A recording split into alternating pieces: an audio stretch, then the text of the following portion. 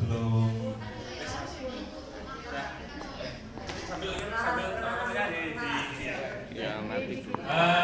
sudah Bismillahirrahmanirrahim. Assalamualaikum warahmatullahi wabarakatuh. Waalaikumsalam. Alhamdulillah wa syukurillah ala nikmatillah la haula wala quwata illa billah. Selamat siang, salam bahagia Bapak Ibu sobat guru SMP Negeri 1 Seperti Agung, dan tak lupa yang kami hormati Bapak Hadi Zatanto beserta staf Wakakurikulum dan Bapak Ibu guru hebat semuanya yang sudah berkenan hadir menyempatkan waktu untuk menghadiri berbagai praktik baik yang insya Allah nanti akan saya berikan. Waktunya tidak lama dan ini adalah momen pertama kali saya berbicara di hadapan Bapak Ibu guru semuanya, karena pada saat tahun 2004-2005 saya masih mengenakan baju berwarna putih dan celana saya dulu masih berwarna biru dan masih pendek. Dan kelas saya ada di belakang saya, ini kelas 1C. Kemudian kelas 2 saya ada di kelas 2F dan kelas 3F. Itu ada kelas ruangan saya dulu. Dan alhamdulillah saya berdiri sini di hadapan Bapak Ibu guru semuanya. Terima kasih banyak. Sebenarnya terima kasih dan telah membimbing saya bisa berdiri di sini. Tepuk tangan dulu untuk Bapak Ibu semuanya. Terima kasih banyak, luar biasa. Sebelum kita mulai, saya minta satu rekan untuk mengoperasionalkan gerobak saya, Pak Yogi. Bukan Pak Yogi. Gak apa-apa, kita mulai dulu. Iya, hidupkan dulu Pak Yogi. Gak apa-apa kok, tinggal dihidupin aja.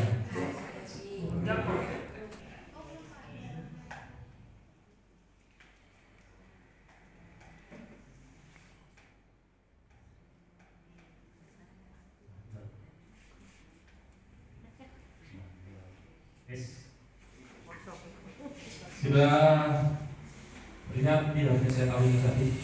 Tapi sebelum kita mulai itu agar lebih semangat dan tidak ngantuk, saya butuh peran serta Bapak Ibu semua untuk melakukan SBG dulu. Ini simpel, hanya Bapak Ibu menggerakkan tangan saja. Bapak Ibu silakan untuk berdiri sejenak, monggo.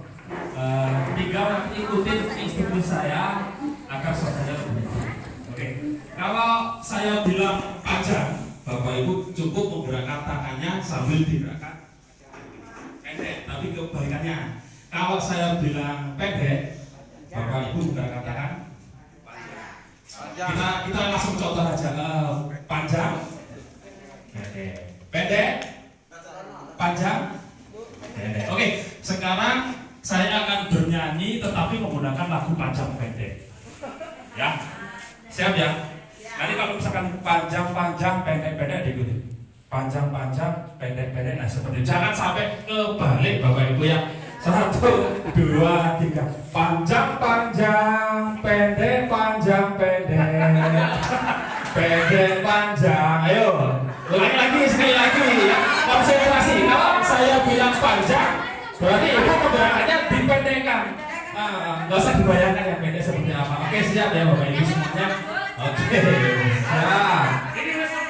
Panjang pendek, pendek panjang panjang.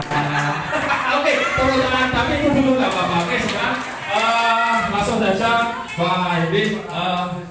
Baik, langsung saja saya mulai. Ini akan saya berbagi praktik pengalaman saya selama mengikuti kegiatan lokakarya ataupun CGP. Saya alhamdulillah di kegiatan CGP ini masuk ke gelombang angkatan ke-7 bersama rekan guru kita juga ada Bu Suharyati. Alhamdulillah SMP Negeri 1 ini ada 2 yang lolos dan insya Allah harapan saya nanti ke depan Bapak Ibu guru semuanya juga ikut berpartisipasi untuk menjadi penggerak ataupun menjadi guru penggerak yang ada dilaksanakan di program-program selanjutnya. Kalau tidak salah sekarang masuk ke gelombang 9 ya. Masih ada nanti kesempatannya dibuka. Nah, ini yang akan saya sampaikan adalah budaya positif. Nah, lanjut Pak Yogi, lanjut lagi. Nah, ini ada pertanyaan romantik, Bapak Ibu semuanya bisa kita saksikan bersama-sama. Setuju atau tidak setujukah Bu Nisa? Oke, Bu Anissa. Untuk pertanyaan yang pertama, oke, Bu Nisa setuju tidak hukuman dapat mendisiplinkan anak? Setuju ya? Oke, ada pertanyaan kedua, Pak Suryono, monggo. Di situ ada, apakah pemberian hukuman dengan hal positif seperti membaca atau membersihkan halaman sekolah dapat meningkatkan disiplin anak? Setuju atau tidak setuju? Ya. Setuju sangat. Oke, setuju Pak Suryono, setuju. Kemudian yang ketiga, memberi penghargaan dapat meningkatkan motivasi belajar anak. Apa kita beri apresiasi anak? Apakah bisa meningkatkan motivasi belajar anak? Pak Denis, setuju atau tidak setuju? Oke, berarti semuanya kita sepakat setuju ya. Oke, lanjut Pak. Lanjut lagi. Nah, tadi sebentar. Sebenarnya ini adalah tahapan-tahapan yang nanti akan kita bahas, tapi karena durasi waktu, jadi nanti akan saya ambil poin-poinnya saja. Yang pertama, disiplin positif dan nilai-nilai kebajikan universal. Yang kedua ada teori motivasi, hukuman, penghargaan, dan juga restitusi. Kemudian ada yang poin ketiga adalah keyakinan kelas. Yang keempat, kebutuhan dasar manusia dan dunia yang berkualitas. Kemudian ada posisi kontrol dan segitiga restitusi. Lanjut Pak, yakin? Disiplin positif. Lanjut lagi ya. Nah, saya bisa minta 2 responden untuk maju ke depan. Bu Nisa berkesempatan maju, silakan Bu ke sini. Oke, kemudian saya minta Pak Saiful juga maju ke sini Pak. Pak Saiful. Jadi, oke. Kita di sini ada kegiatan kepalan tangan. Oke, nanti ada kepalan tangan. Nah, oke. Anggap saja ada A dan B. Ini Pak Ipul ini berlaku sebagai A. Bu Nisa sebagai B. Nah, Bu Nisa ini saya berikan secari kertas. Tolong digenggam. Oke, digenggam. Nah, tugasnya Pak Saiful, gimana caranya kertas itu bisa terbuka oleh dari tangan Bu Anissa. Entah gimana cara, ataupun Pak Saiful bisa mengancam, bisa membuka, atau bisa merayu dengan kata-katanya, silahkan. Nah, Bu Nisa berusaha sekuat mungkin agar jangan sampai terbuka. Oke ya. Nah, kita lihat nanti teori kontrol atau stimulus responnya nanti yang akan diperhatikan. Nanti akan gantian Pak itu yang membuka, nah Bu Anissa yang merayu. Yang membujuk ini kita artikan sebagai atasan. Nah, atasan kan sebenarnya wah, ngono kae. Nah, iki saya menyimpan rahasia adalah bahwa bicara itu bertahan ya. Oke. Pak Saiful mohon silakan. Ayo. Gimana caranya?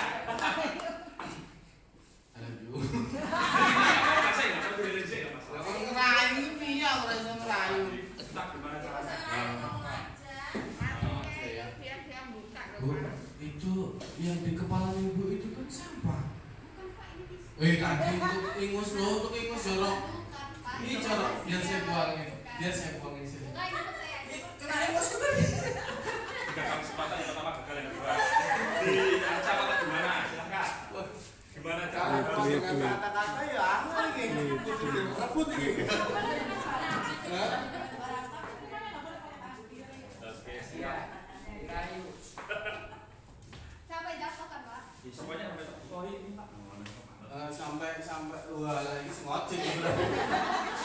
Jadi ini anggap saja ini dia gimana gitu. Atasannya. Tapi belum tetap seperti itu sampai terbuka. Ini posisinya ini kan apa tisu kan? Iya. Kotoran kan? Rahasia. Iya gitu. Duit. Dan kesempatan yang kedua selanjutnya membawa.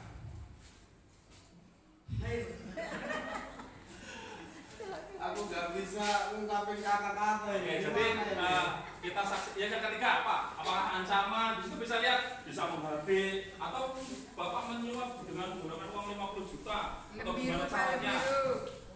agar tangan itu terbuka. Pokoknya bukan.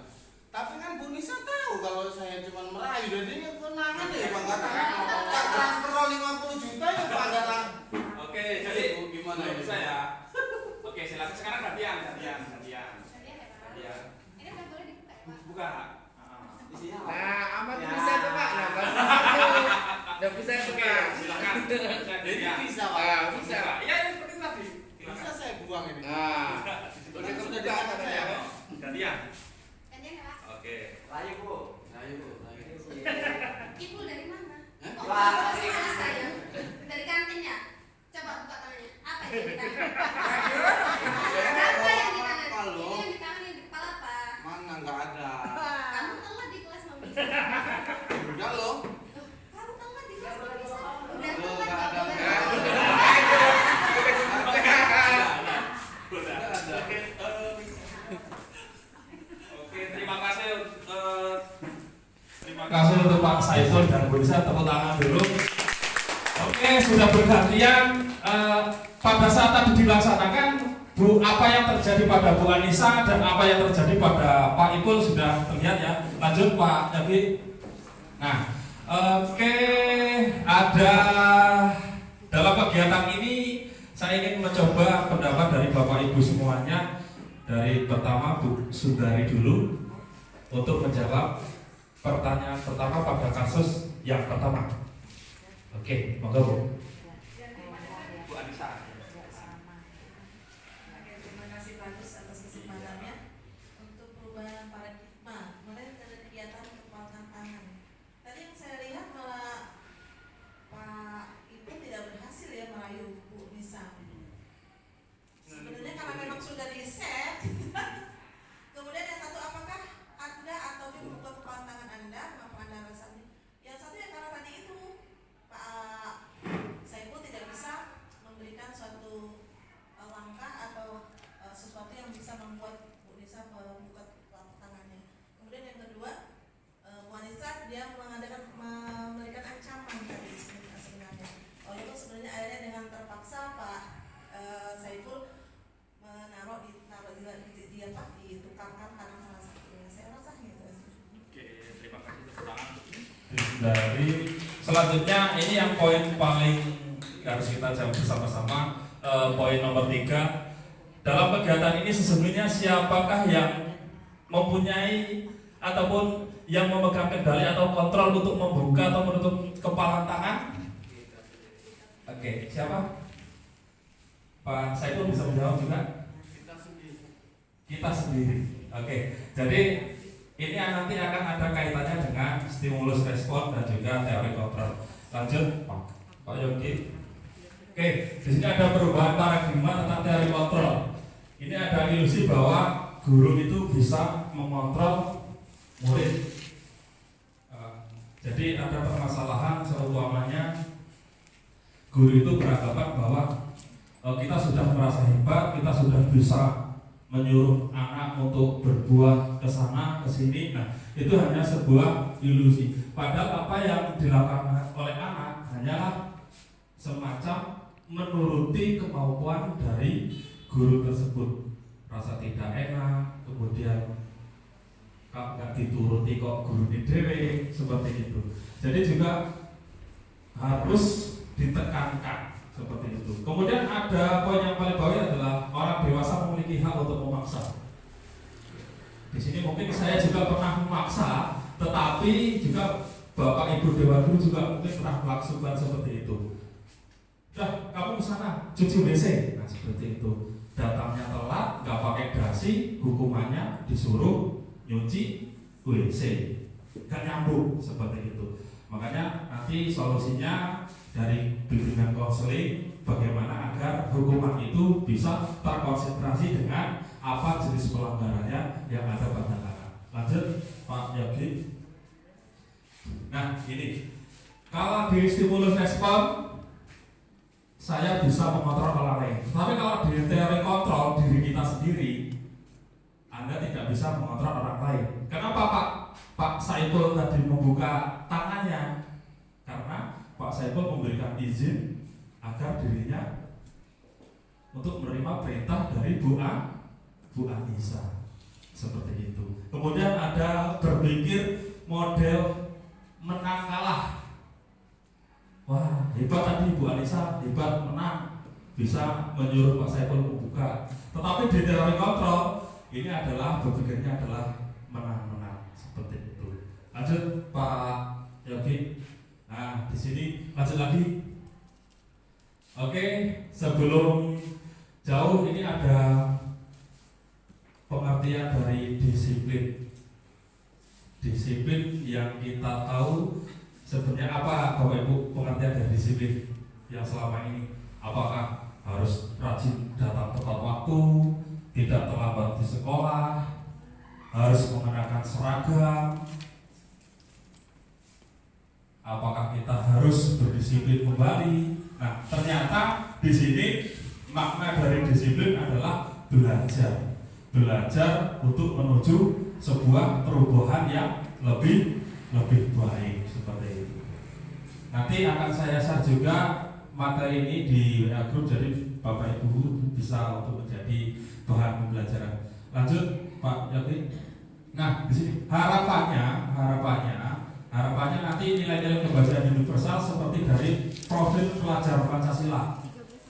Profil pelajar Pancasila di situ sudah kita tahu sendiri, ada beriman, bertakwa kepada Tuhan Yang Maha Esa dan berakhlak mulia.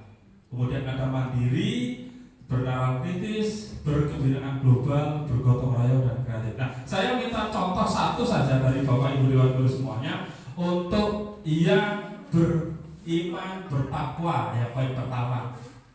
Salah satu contoh yang Bapak Ibu Guru pernah lakukan ketika di dalam proses belajar mengajar itu apa? Pak Sun bisa menjawab poin pertama, beriman, bertakwa kepada Tuhan yang Bapak pernah terapkan ketika dalam proses pembelajaran, ketika di lapangan ataupun ketika teori di dalam kelas, itu bagaimana? Pertama berdoa. Berdoa. Oke. Kegiatan menyampaikan materinya. Berdoa, oke.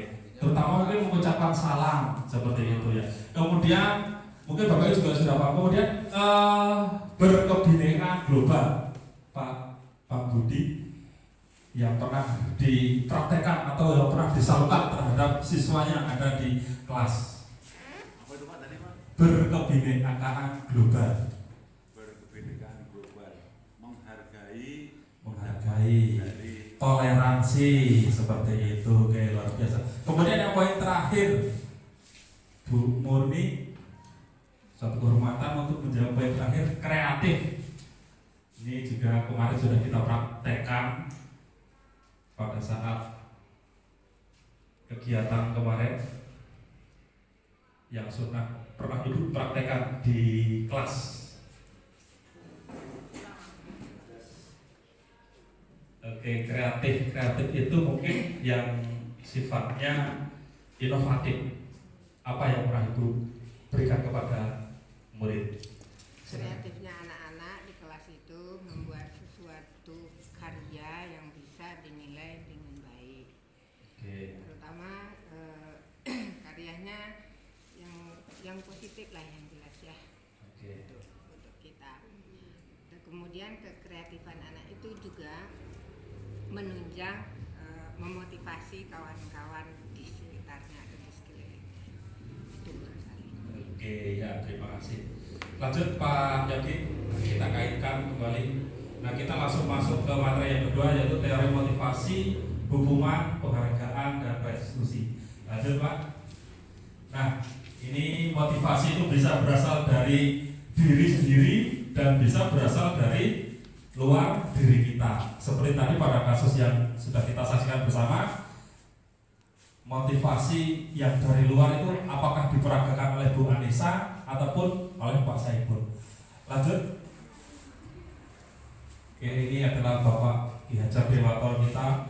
Merdeka itu artinya tidak hanya terlepas dari perintah, akan tetapi kita juga cakap untuk mengontrol diri kita sendiri. Lanjut. Lanjut lagi, Pak.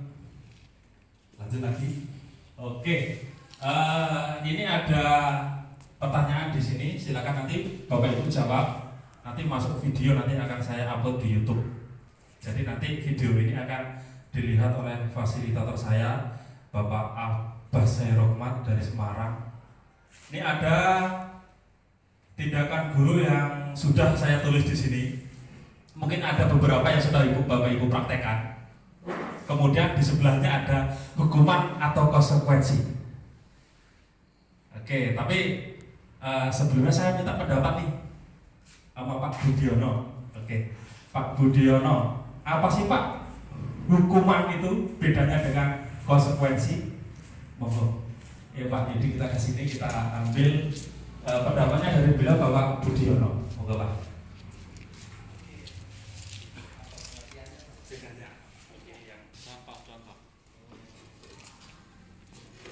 Kalau hukuman itu kan sesuatu yang diberikan kepada seseorang akibat pelanggaran, gitu. Kemudian konsekuensi itu adalah merupakan akibat dari sebuah hukuman itu sendiri, Pak, atau perbuatan anak itu sendiri. Terima kasih. Terima kasih. Oke, selanjutnya Bu Susilawati. Kita menuju ke Bu Susilawati. Bedanya hukuman dengan konsekuensi itu yang seperti apa? Yang simpel saja. Oke, mantap. Hukuman itu perilaku yang diberikan oleh seseorang jika seseorang itu melanggar peraturan. Sedangkan konsekuensi ini sesuatu yang harus dipenuhi oleh orang yang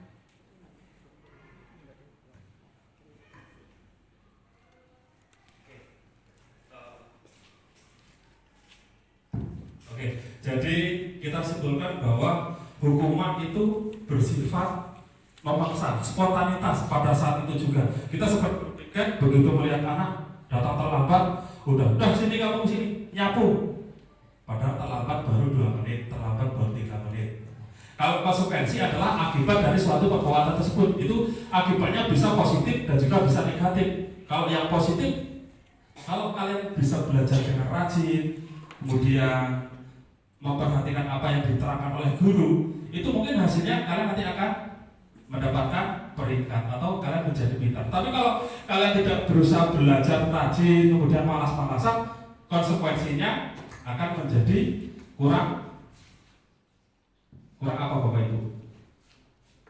Kurang paham ataupun menjadi belum mendapatkan nilai yang maksimal. Oke, sekarang dari poin yang pertama, saya langsung saja ke Pak Denis lagi.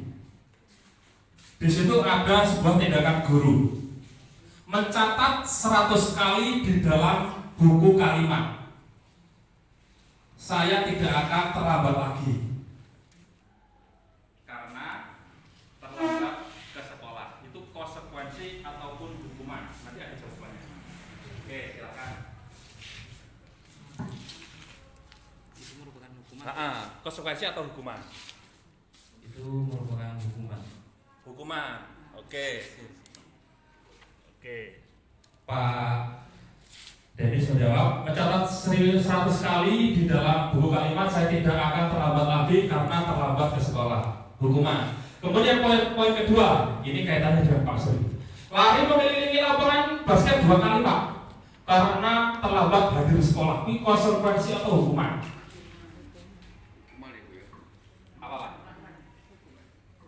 Yang kedua, Lari mengelilingi lapangan basket 2 kali. 2 kali ya. Hukuman.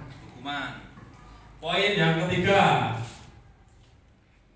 Bu Anyasih menggantikan kertas tugas teman yang telah dicoret-coret. Itu hukuman atau konsekuensi?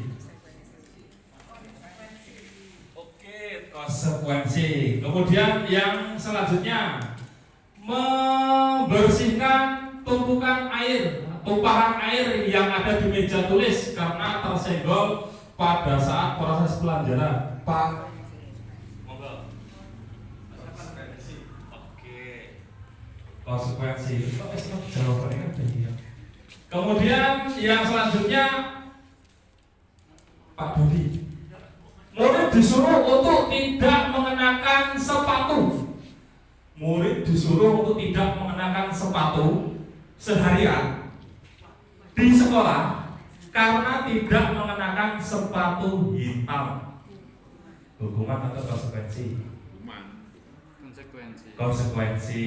Oke. Ada yang menjawab hukuman, ada yang menjawab konsekuensi. Kita lari ke PJOK lagi, Pak Sur. Lari mengelilingi lapangan baca 2 kali karena terlambat 10 menit tidak pelajaran PJOK. Ya, kasusnya sama, beda kan kalimatnya. Apa?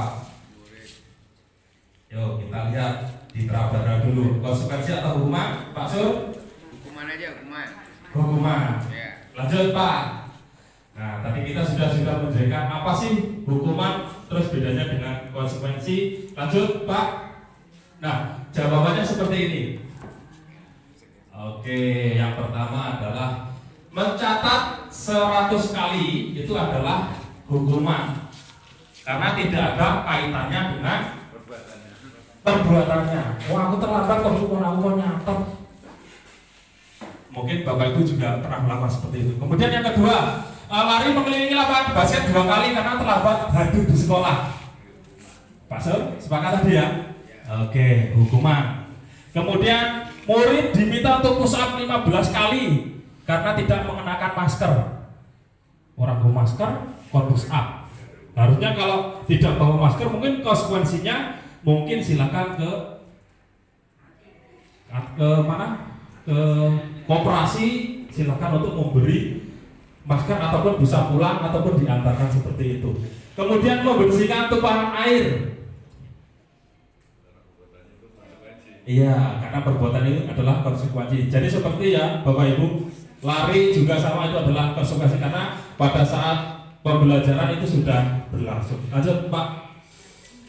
Nih, jadi ada perbedaan mengenai perbedaan antara hukuman dan konsekuensi. Kalau hukuman sesuatu yang menyakitkan dan harus terjadi. Tapi kalau konsekuensi sesuatu yang terjadi. Beda aja. Kalau hukuman bersifat paksaan, dipaksa. Wes guru senior berarti bocah melaku, dan bocah tidak mau menggunakan seragam, langsung divonis, dicas, langsung didorkan mentalnya. Nah itu nanti berbeda ya Bapak Ibu. Saya mengalami pada masa-masa saat saya sekolah juga ternyata berbeda. Jadi kalau dulu saya melihat Bapak Ibu guru keluar dari kantor membawa buku dengan gagahnya melangkah ke kelas, walah bingung saya, segera masuk takut. Tetapi kalau sekarang melihat ibu, udah Pak makan dulu Pak ya, saya lapar, seperti itu. Itulah generasi pada saat sekarang. Jadi bagaimana kita mensikapi agar tidak salah pada saat memberikan hukuman ataupun konsekuensi terhadap anak tersebut. Oke, lanjut Pak. Nah, ini apa itu restitusi? Kalau di sini adalah proses menciptakan kondisi bagi murid untuk memperbaiki kesalahan mereka sendiri, tanpa harus ada paksaan, tanpa harus bersifat yang arogan dan sebagainya dan sebagainya. Tujuannya ya seperti itu, mulia, kemudian bisa berbuat baik kepada diri sendiri dan juga orang lain. Lanjut Pak. Nah ini ada 2 tabel, kelihatan nggak Bapak Ibu kira-kira dari sini? Saya bacakan saja. Ada identitas gagal dan identitas sukses seperti itu. Kalau hukuman masuk dalam kategori identitas gagal. Tapi kalau konsekuensi, restitusi, disiplin itu masuk ke identitas sukses seperti itu. Kalau kita memberikan hukuman, mungkin yang terjadi dalam benak anak mungkin akan terlihat ataupun mengena dalam hati anak, mungkin ada rasa dendam. Tetapi kalau konsekuensi itu adalah kesepakatan yang timbul dari diri anak tersebut, disaksikan oleh teman-teman sejawat mereka. Jadi mereka akan menyadari, oh ternyata saya seperti ini, saya sudah sepakat, jadi saya tidak akan mengulang seperti itu lagi. Lanjut Pak. Nah, ciri-ciri restitusi, ya, memperbaiki hubungan, seperti itu. Jangan sampai kita sebagai seorang pengajar mempunyai jarak terhadap siswa kita. Jangan sampai kita harus dekat, tetapi jangan sampai dekat dan harus mempunyai kontrol masing-masing. Ada banyak, ada 9 seperti itu. Lanjut Pak. Oke, keyakinan kelas seperti itu. Jadi tujuannya ini nanti, harapannya ke depan Bapak Ibu semuanya, saya berharap pada diri saya sendiri dan juga Bapak Ibu semuanya mengajak sebelum kita, ataupun ini bisa kita lakukan sebelum belajar ataupun proses semester ataupun pada saat awal tahun pembelajaran, selalu mengajak anak membuat kesepakatan kelas ataupun tentang keyakinan kelas agar kelas tersebut bisa kondusif seperti itu. Paham ya Bapak Ibu sampai sini? Oke, lanjut Pak. Oke, nah ini silahkan Bapak Ibu jawab. Bu Lasmi, mengapa tidak peraturan saja? Mengapa harus keyakinan kelas? Kalau kita lihat pada saat anak-anak daftar ulang itu akan diberi sebuah selebaran. Di situ nanti ada peraturan A, poinnya B, C, poinnya ini. Sampai kalau di total jumlahnya poinnya sangat banyak. Seperti itu. Nah, itu nanti silakan Bu Lasmi kaitkan dengan apa yang sedang kita bahas hari ini. Mengapa kita memiliki peraturan harus menggunakan helm bila mengendarai kendaraan roda 2? Mengapa Bu?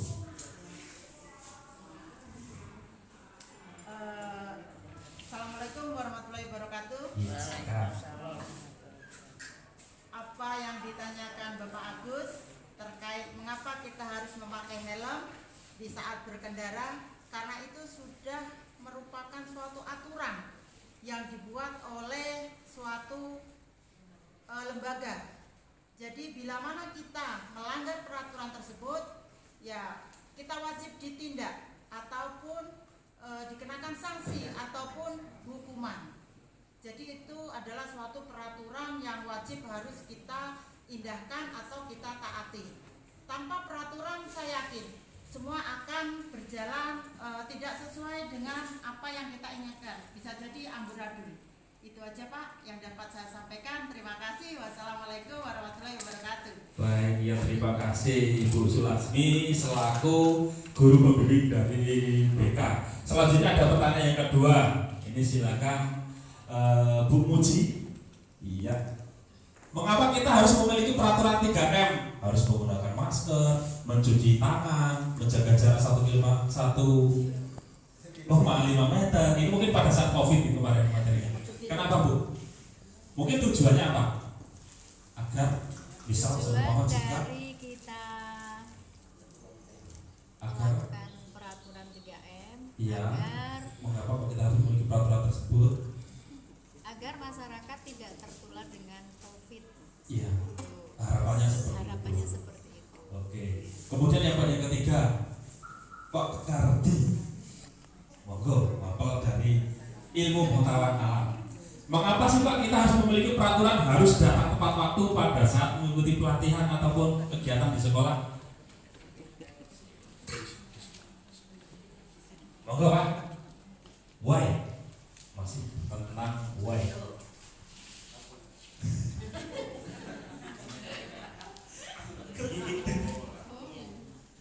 Mengapa kita harus memiliki peraturan datang tepat waktu pada saat harus mengikuti pelatihan? Ya, langsung aja Mas. Pak. Siap. Terima kasih. Jadi kalau tidak ada sebuah aturan yang datang tepat waktu, ya seperti saya tadi di sini masuk jam 12.30, saya masuknya jam 1 kan ya nggak bagus.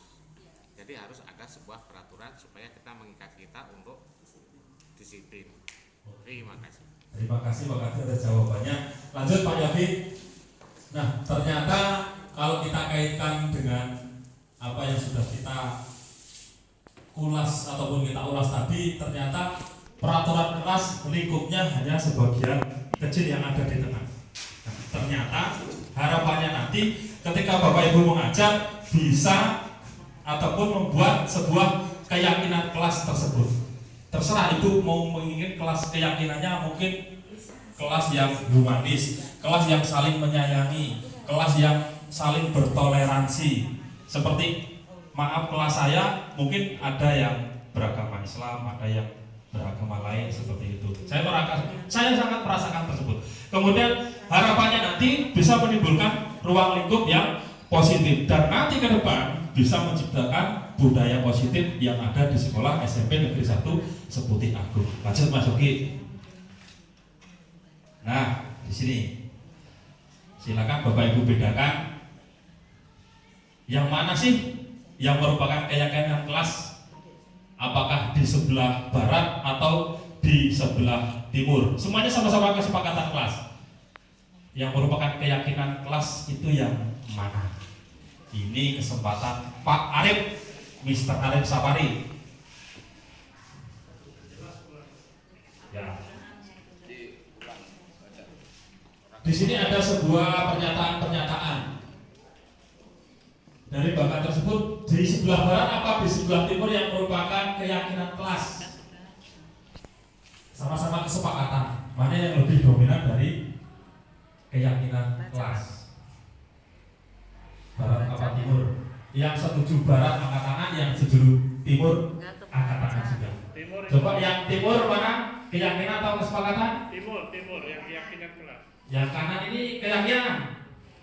Yang barat kesepakatan. Ya, kalau keyakinan itu ada ruang lingkupnya lebih kompleks, lebih majemuk dan lebih luas. Kami guru dan murid saling menyayangi. Saling menyayangi di situ nanti ada saling menghormati, kemudian ada empati, saling menghargai dan sebagainya dan sebagainya. Lanjut Pak Yadi. Lanjut lagi. Nah, lanjut Pak. Itu nanti kita kaitkan lagi. Itu terus lagi. Oke, kita berbicara masalah kebutuhan dasar manusia. Di sini ada gambar hati, gambar bintang, gambar kupu-kupu, ada gambar balon. Nah, kebutuhan yang paling dasar dari manusia di sini kita golongkan menjadi kebutuhan untuk bertahan hidup. Di situ ada kebutuhan kasih sayang dan rasa diterima, kemudian ada penguasaan. Kita ingat begitu bayi lahir, tangannya digem, seakan-akan dunia digem kabeh. Kemudian ada kebebasan, digambarkan sebagai sebuah kupu-kupu. Kemudian ada kesenangan, balon, kita artikan sebagai anak-anak yang suka bermain balon tersebut. Oke, sudah habis Pak. Oke, nah ini kita masuk poin yang terakhir adalah 5 posisi kontrol. Kita nanti ada di posisi kontrol yang bagaimana? Apakah pemantau atau penghukum? Apakah pemberi rasa bersalah, manajer atau apa? Tapi sebelumnya mari kita saksikan tayangan video berikut ini.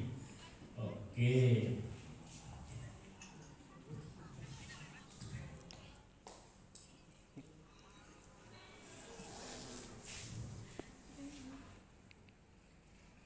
Video ini ketika nanti Bapak Ibu ikut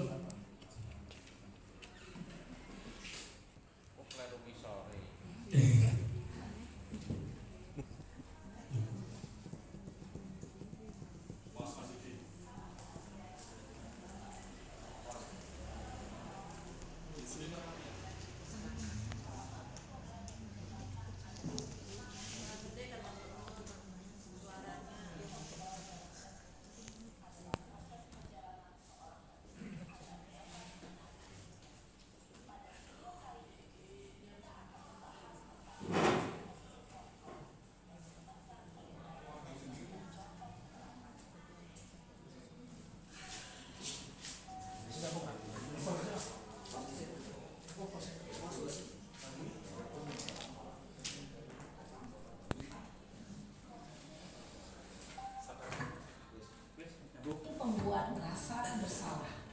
3. Posisi teman. 4. Posisi pemantau atau monitor.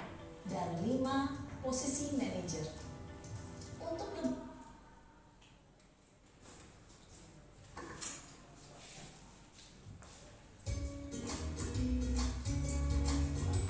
Oke, kita mendekati akhir dari kegiatan ini Bapak Ibu. Mohon ini di sambil santai, sambil rileks disaksikan bersama-sama dan dihayati. Terima kasih. Posisi kontrol. 5 posisi kontrol dalam restitusi adalah proses perjalanan seorang pendidik agar dapat mengenali dirinya. Pada video kali ini, kita akan membahas tentang 5 posisi kontrol yang dikembangkan oleh Diane Gosset dan contoh penerapannya.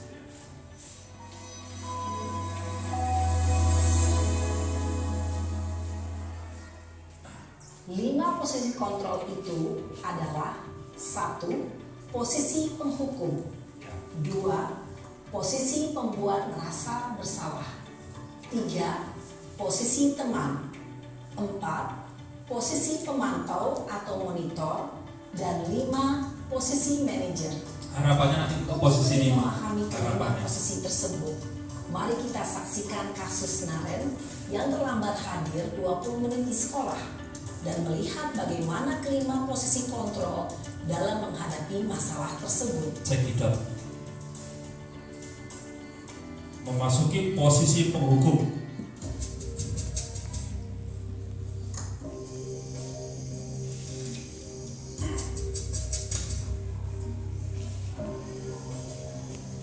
Naren! Sini kamu! Selamat pagi Bu. Selalu terlambat. Kamu deh, pasti terlambat. Maaf Bu, saya Apa? Apa coba? Alasan kamu apa lagi? Kapan sih kamu tidak terlambat? Malas sekali ya kamu jadi anak. saya Dasar pemalas. Gak kapok-kapok sih kamu. Sudah berapa kali terlambat? Sana, kamu keliling lapangan basket 2 kali. kenapa saya harus keliling lapangan basket Bu? Kenapa? Kamu melawan ibu. Berani-beraninya jawab. Sudah terlambat, masih berani jawab pula. Sekarang, keliling lapangan basket 5 kali sekalian. Biar kapok. Cepat. Pergi sana ke lapangan basket. Posisi penghukum biasanya berbicara dengan nada tinggi, menghardik, menunjuk-nunjuk, menyakiti, dan menyindir. Hukuman bisa berupa fisik maupun psikis. Ibu dan bapak guru hebat. Dampak yang terjadi pada murid ketika guru berada pada posisi penghukum adalah murid cenderung akan memberontak, bahkan menyimpan dendam.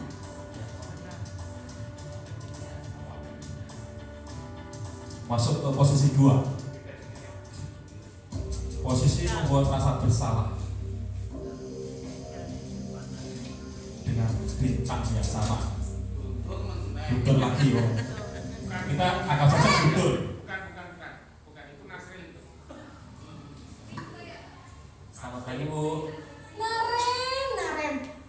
Kamu kenapa terlambat lagi, nak? Ya Tuhan, Naren. Kamu senang ya bikin ibu susah ya? Kalau kamu terlambat lagi, nanti ibu yang ditegur bapak kepala sekolah, nak. Disangka ibu tidak bisa membina kamu. Duh, gimana ini? Maaf Bu, Duh, Gusti Naren. Kamu suka ya kalau ibu ditegur bapak kepala sekolah? Terus, sekarang ibu harus tulis apa ini di buku absen? Ini kamu sudah sering terlambat loh.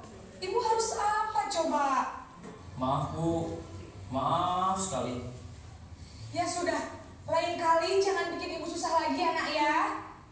Ibu tidak akan kuat lagi kalau kamu begini terus. Bisa jantungan kalau ibu tegur bapak kepala sekolah. Sana cepat ke kelas. Maaf ya Bu, maaf sekali. Posisi pembuat rasa bersalah berbicara dengan nada tenang, cenderung lembut. Namun kata-kata yang diutarakan membuat murid merasa menjadi orang yang gagal, memandang buruk dirinya sendiri, merasa tidak berharga, dan tidak sanggup membahagiakan orang lain. Ketika guru mengambil posisi pembuat rasa bersalah, murid akan menganggap dirinya yang bersalah dan ia akan menyimpan emosi negatif tersebut di dalam dirinya.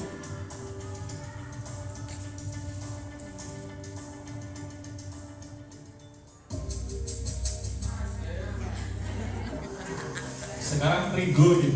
Pico. Iya. Naren, Duh, kok meneng? Selamat pagi Bu. wah, sudah jam berapa ini nak? Terlambat lagi ya sayang. Iya Bu, habis ibu saya lupa membangunkan saya Bu. Kamu malah menyalahkan ibu kamu. Kamu bukannya anak yang larinya paling kencang. Kok terlambat sih? Iya Bu, saya memang terlambat bangun tadi. Jadi biarpun saya lari kencang, tetap gak kejar Bu. Ya sudah sana. Nanti lain kali larinya lebih kencang lagi ya. Biar gak terlambat lagi. Bikin seneng ibu. Demi ibu. Bisa kan? Bisa lah Bu. Ya sudah sana masuk kelas. Ibu beresin urusan absen kamu. Kamu ini ada saja. Dalam posisi teman, guru berbicara dengan nada suara ramah, akrab, cenderung bersenda gurau untuk menjaga suasana tetap santai. Murid akan merasa senang, aman, dan akrab dengan guru. Identitas yang tercipta adalah identitas sukses atau berhasil.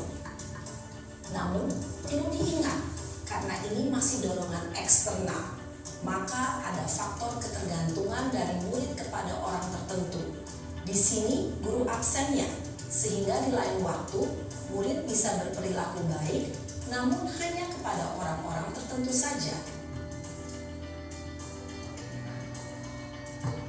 Masuk ke pemantau, sering monitor. Ini dia.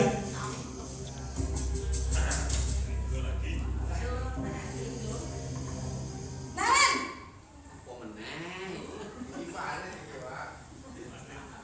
Selamat pagi Bu. Naren, apa peraturan sekolah kita tentang jam berapa kita harus masuk sekolah, nak? Kita harus di sekolah jam 7 Bu. Iya betul, sekarang sudah jam 7.20. Naren sudah tahu konsekuensinya jika terlambat hadir. Paham Bu. Saya harus tinggal kelas pas jam istirahat selama 20 menit. Iya benar, konsekuensinya demikian. Jadi nanti jam 9.30 pas istirahat, kamu harus tinggal di kelas, kerjakan tugas tambahan untuk ketertinggalan kamu, ya? Baik Bu. Sing sering ada tugas ini. Posisi pemantau mengandalkan penghitungan atau data untuk mengontrol murid. Guru mengarahkan murid berdasarkan peraturan dan konsekuensi. Seorang pemantau menunjukkan bahasa tubuh dan ekspresi wajah yang datar dan cenderung formal. Posisi terakhir yang diharapkan sebagai nanti di depannya.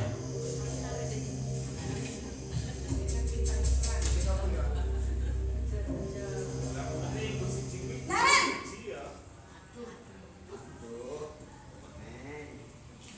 Selamat pagi Bu. selamat pagi Naren. Maaf Bu, saya terlambat.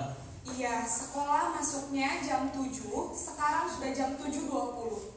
Jadi sekarang bagaimana ini Naren? Maaf Bu, saya lupa setel alarm saya semalam. Baiklah, menurut kamu, keyakinan sekolah yang mana yang perlu kamu tingkatkan?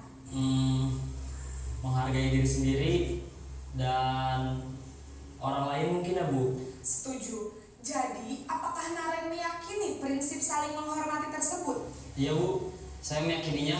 Apakah Naren bersedia memperbaiki masalah keterlambatan ini? Bersedia Bu. Bagaimana kamu akan perbaiki masalah keterlambatan ini? Saya akan coba untuk tidak lupa menyetel alarm saya Bu. Baik, kalau Naren lupa menyetel alarm di rumah, ada orang yang kira-kira bisa bantu mengingatkan tidak? Ada Bu, kakak saya, Kak Emma. Ada lagi selain Kak Emma? Selain Kak Emma, ada ibu saya. Baik, Jadi yang mengingatkan Naren adalah Kak Emma dan ibu kamu ya. Kira-kira akan mulai setel alarm kapan nih Naren? Setelah pulang sekolah, akan segera saya lakukan. Baik, jadi Naren akan setel alarm untuk bangun besok pagi dan akan diingatkan oleh kakak dan ibunda Naren ya. Ada lagi yang mungkin perlu dilakukan Naren agar tidak terlambat bangun lagi? Tidak ada, Bu. Baik Naren, terima kasih untuk kerjasama kamu. Sekarang kamu perlu kembali ke kelas untuk belajar. Baik, Bu. Terima kasih. Posisi manajer adalah posisi kontrol yang disarankan untuk membimbing murid memiliki sikap disiplin yang positif, yaitu murid yang mandiri, bertanggung jawab, dan dapat memecahkan masalah. Tujuan dari posisi ini adalah agar murid dapat berefleksi atas tindakannya. Guru akan dengan tulus memberikan pertanyaan-pertanyaan bermakna, sehingga membuat murid dapat belajar dari kesalahannya dan mencari sebuah solusi untuk menyelesaikannya. Ibu dan bapak guru hebat, setelah mengamati adegan kelima posisi kontrol tadi, kira-kira posisi mana yang paling ideal? Posisi mana yang dapat menunjang motivasi intrinsik murid? Ya, tentu posisi manajer. Posisi ini memang posisi ideal yang ingin dituju setiap pendidik. Pada posisi inilah, guru dapat menerapkan disiplin positif yang berpihak pada murid, yang memerdekakan murid. Perjalanan seorang pendidik tentunya tidak mudah untuk sampai pada posisi seorang manajer. Namun, tujuan kita pasti, yaitu menciptakan murid-murid yang mandiri, merdeka, dan bertanggung jawab. Semoga penggambaran 5 posisi kontrol yang telah diperlihatkan ini dapat menjadi ajang refleksi bagi kita semua agar dapat terus mengasah dan menerapkan disiplin positif yang memerdekakan murid. Mari terus berlatih dan bersemangat. Selamat menerapkan. Salam dan bahagia. Oke, terima kasih Bapak Ibu semuanya. Ya, ini adalah bagian terakhir dari Mas. Harapannya ke depan kita sama-sama lebih bersemangat lagi untuk mendampingi anak menuju keberhasilan. Saya yakin bahwasannya Bapak Ibu semuanya mempunyai tekad yang kuat untuk mendidik anak menjadi yang lebih baik. Ya, seperti halnya pada saat Ki Hajar Dewantara menerangkan bahwa sama halnya seperti kita menanam jagung atau padi seperti itu. Kita menanam padi pasti hasilnya bukan jagung ataupun yang sebaliknya. Tergantung dari niat Bapak Ibu dengan ikhlas bagaimana membuat anak menjadi sukses. Dan saya merasakan sentuhan dari tangan Bapak Ibu semuanya bisa berdiri di sini menyampaikan apa yang saya rasakan sebagai ungkapan terima kasih saya kepada Ibu dan Bapak semuanya. Mudah-mudahan keberkahan dan kemuliaan selalu berdampingi Bapak Ibu semuanya. Saya lebih kurang saya mohon maaf dan mohon ampun. Wassalamualaikum warahmatullahi wabarakatuh.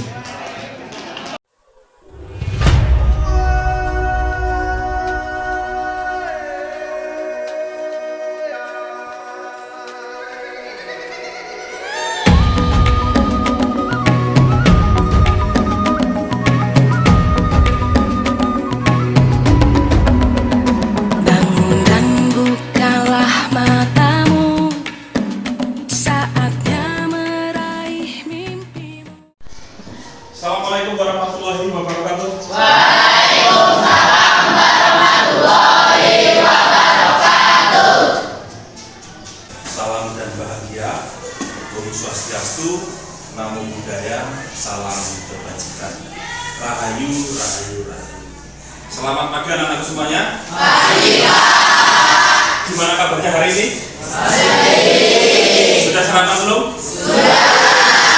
Oke, hari ini tentunya masih bersama dengan Bapak ya. Tapi sebelum kita mulai kegiatan hari ini, mari kita berdoa agar supaya diberi keberkahan, lindungan dari Allah Subhanahu wa taala dan kedua orang tua kita. Paham? Oke, Rafa silakan pimpin doa. Berdoa mulai.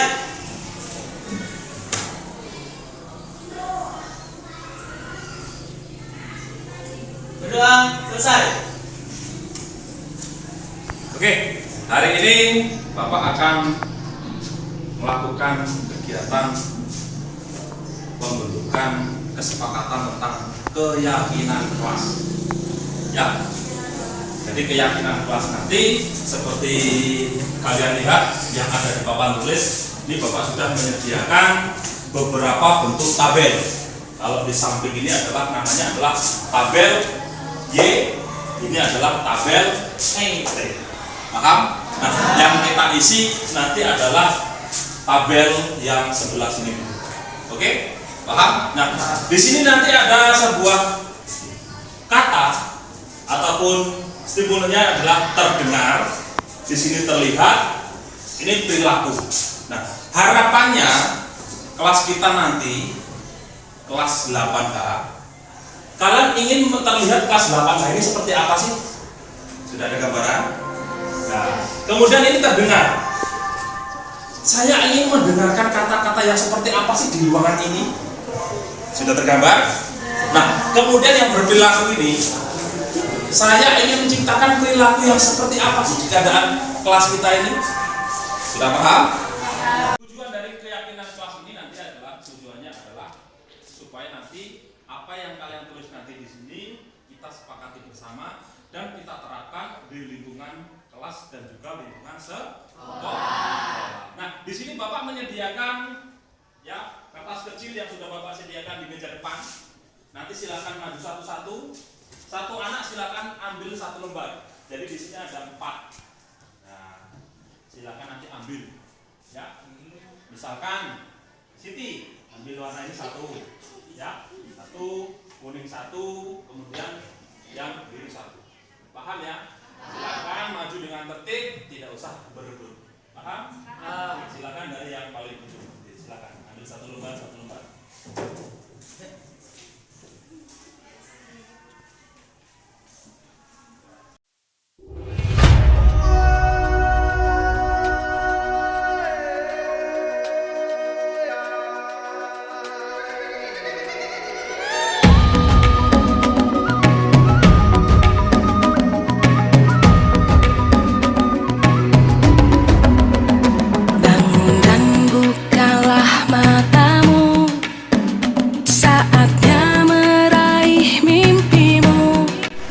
Selanjutnya kalian perhatikan di tabel sebelah kanan ini ada tabel T sedikit tulisannya tampak seperti dan tidak tampak seperti. Jadi ini adalah lawan kata dari sebelahnya.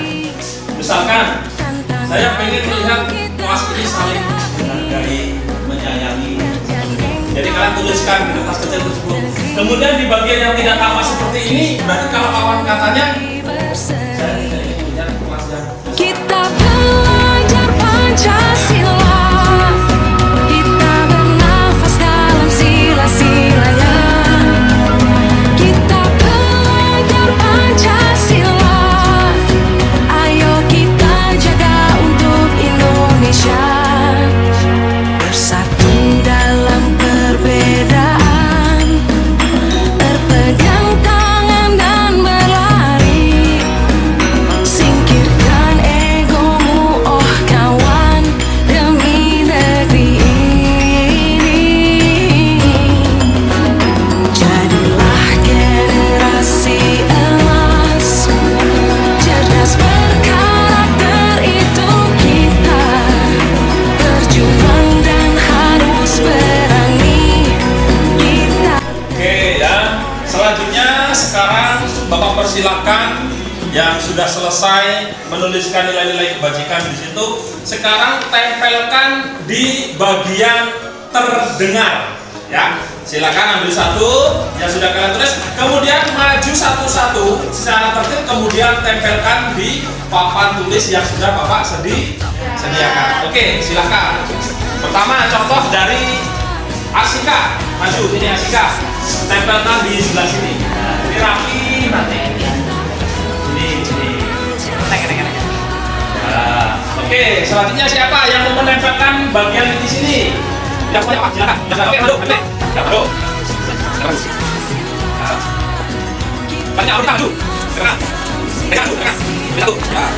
Ada maju. Ya, ada ya. Ya, tidak kelompok. Dan berasa. Oke. Tekan. Masih satu. Kemudian bawahnya. Ya.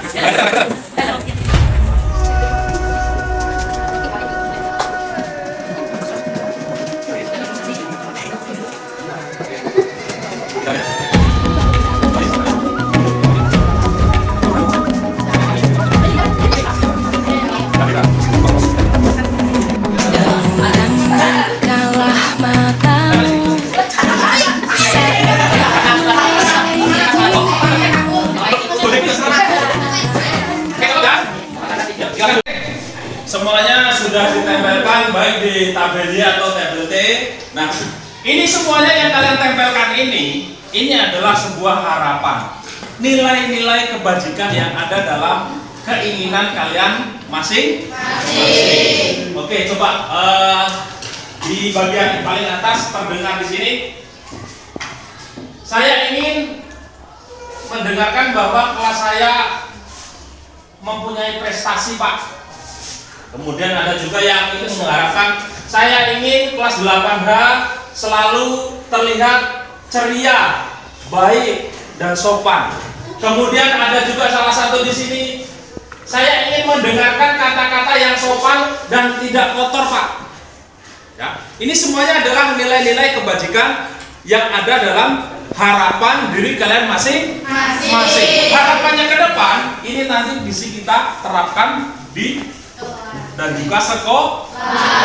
Kemudian di bagian terlihat di sini, ini ada yang menuliskan, saya ingin melihat kelas 8H terlihat rapi dan indah, Pak. Kemudian ada yang saya ingin terlihat damai dan saling bertoleransi, saling menghargai, saling mempunyai rasa empati. Paham? Kemudian ada juga di sini ada yang melihat saya ingin kelas ini terlihat ceria dan baik. Kemudian ini ada juga yang menuliskan saya ingin melihat kelas 8H ini menjadi kelas yang terbaik dan menjadi kelas yang bisa dicontoh oleh kelas lain. Tepuk tangan dulu ya. Kemudian ini ada lagi yang menuliskan, saya ingin, Pak, kelas saya itu yang bersih dan nyaman. Ya, silakan diperhatikan diri kita masing-masing. Ya, perilaku kalian ketika masuk dalam kelas, saling menjaga kebersihan. Nah, semuanya ini adalah nilai-nilai kebajikan. Tentunya yang baik yang harus kita terapkan.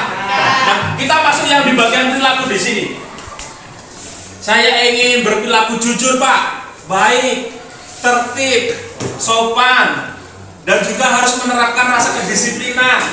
Ya. Kemudian di sini ada yang menuliskan, nah, saya ingin berperilaku baik, Pak, saling membantu, saling bekerja sama, dan seterusnya dan seterusnya. Ya. Jadi kemudian yang di tabel T ini adalah kelas kita harus terlihat seperti apa sih? Saya ingin kelas saya tampak seperti harus bersih, nyaman, aman, tertib, Pak. Nah, saya ingin kelas tampak seperti rapi. Kemudian nih ada yang menuliskan saya ingin kelas kita tampak seperti kelas kita harus indah, Pak, saling menghargai, jangan sampai terlihat berantem, ya, jangan seperti itu, ya. Kemudian ini harus kita sepakati nanti.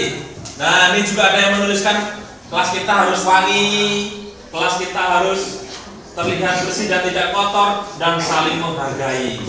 Nah, yang di sini adalah lawan katanya yang dari depan. Kemudian ada yang saya tidak ingin melihat kelas saya kotor, Pak, yang amburadul, yang adanya bully. Jangan, ya, karena ini adalah harapan dari semua yang ada di sini. Ya, ini nanti kesepakatan kita semuanya. Saya ingin kelas saya tidak terlihat buruk di mata oleh guru-guru lain. Kemudian kelas kita jangan sampai terlihat kotor. Kelas kita jangan sampai terlihat tidak punya aturan. Nah, ini semuanya adalah kesepakatan kelas kita masing-masing. Semua nilai-nilai kebajikan yang ada di kalian tulis ini nanti harapannya kalian terapkan di ruang kelas dan juga sekolah. Apakah bisa disepakati? Bisa. Yakin? Yakin. Tentunya semuanya ini nanti akan ada konsekuensinya. Paham ya? Paham. Kalau konsekuensinya bisa, kalau saya nanti belajar yang rajin, konsekuensinya pasti akan nilainya bagus, dapat ranking, pinter. Tetapi kalau kalian akusan nanti kalau misal belajarnya tidak rajin, pasti konsekuensinya mendapatkan apa? Nilainya akan turun dan seterusnya dan seterusnya. Harapan Bapak ini nanti kalian tempelkan dalam sebuah karton, ya, sudah Bapak sediakan, ya, nilai-nilai kebajikan ini, kemudian kalian tempelkan di karton dan kalian tempelkan di dinding kelas kita. Harapannya setiap saat, setiap waktu kalian akan melihat tentang keyakinan kelas yang sudah kita buat hari ini. Impiannya kelas kita adalah bersikap positif. Apakah bisa disepakati? Bisa. Tentunya yang terakhir, setelah kalian menuangkan dalam sebuah ide ini, harapan Bapak kalian jangan sampai terlena akan pengaruh-pengaruh negatif dunia luar. Ingat ya, sekarang kita berada di generasi yang sekarang. Jangan sampai kalian menyia-nyiakan kesempatan. Ingat dalam hati kalian masing-masing, harga diri, kebanggaan, martabat, nama baik kedua orang tua adalah anak. Kalian masing-masing membawa nama baik kedua orang tua. Silakan jadikan pedoman yang kemarin untuk hari ini lebih baik, untuk menatap masa depan yang lebih sempurna. Dari Bapak cukup, Bapak akhiri. Wassalamualaikum warahmatullahi wabarakatuh. Waalaikumsalam warahmatullahi wabarakatuh.